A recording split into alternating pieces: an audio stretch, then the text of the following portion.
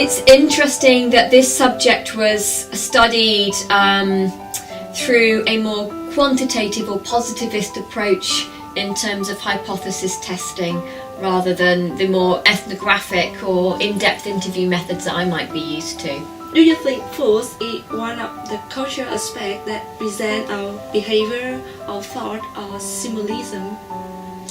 Food is an integral part of who we are, and research suggests that when we move to another country, our food habits are often the last thing that we leave behind, or maybe it's the one thing that we seek to maintain.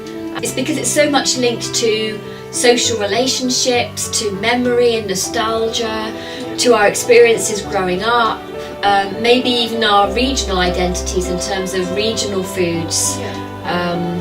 So I think it's an integral part of our lived experience. My name is Giuseppe and I run the cookery school.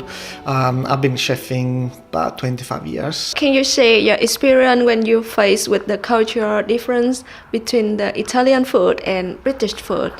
Oh yes, lots of difference. Like for example in Italy, we go our national foods, but also Italy is divided in different regions, and each region they got their own foods, which make a little bit more and more complex.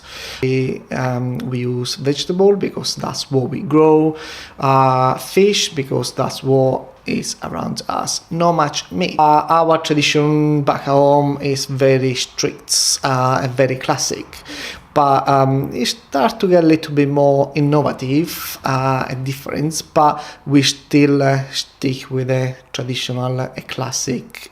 Here in England, again, there are they got their own dishes, but are completely different than where I come from. But you get used to, you start to know the products, and then I start to adjust on my own way and try new things. How plating of food can reflect your lifestyle or your habit or your typical culture?